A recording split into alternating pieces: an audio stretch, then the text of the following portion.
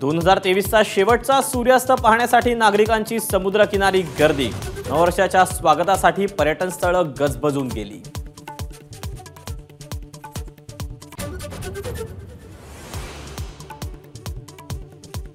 Thirty first करा पण दमानं आणि संयमानं। मुंबईत 5 जानेवारीपर्यंत जमावबंदी, फटाके, बँड आणि लाऊडस्पीकरलाही मनाई।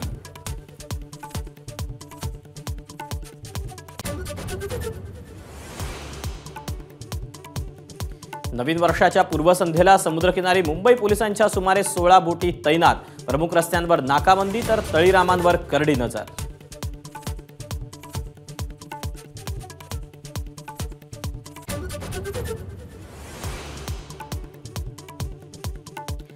रेव पार्टीवर ठाणे पोलिसांची धडक कारवाई। एमडी, चरस, गांजासह अंमली पदार्थांचा वापर, 100 जणांवर कारवाई।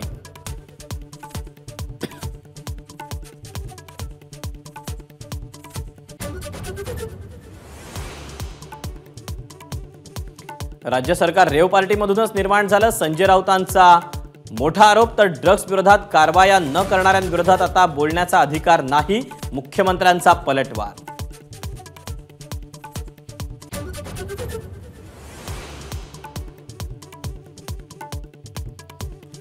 सिंधुदुर्गातील किनाऱ्यावर होणारा पाणबुडी प्रकल्प गुजरातला जाणार। वैभव नाईक यांचा दावा। तर पाणबुडी प्रकल्प राज्याबाहेर जाणार नाही, मुख्यमंत्र्यांची ग्वाही।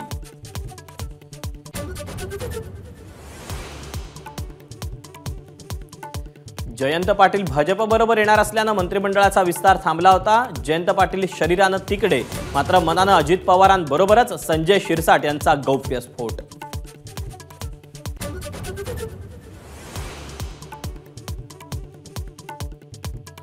संजय राऊतांचं गृहमंत्री देवेंद्र फडणवीसांना पत्र। फॉरेन्सिक प्रयोगशाळेत डीएनए टेस्टिंग किट्स उपलब्ध नसल्याची केली तक्रार।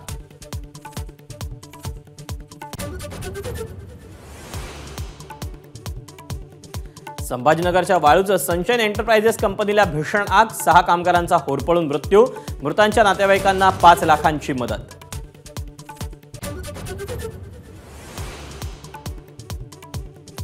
बावीस जानेवारीला सर्वत्र दिवाळी साजरी करा। मंदिर आणि प्रमुख इमारतींना विद्युत रोषणाई करा, मुख्यमंत्र्यांच्या पालिका आयुक्तांना सूचना।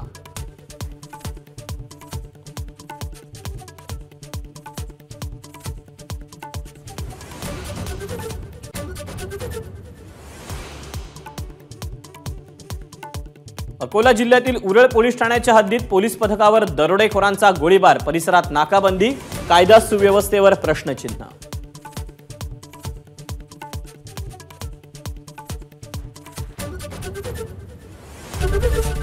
एबीपी माझा, उघडा डोळे बघा नीट।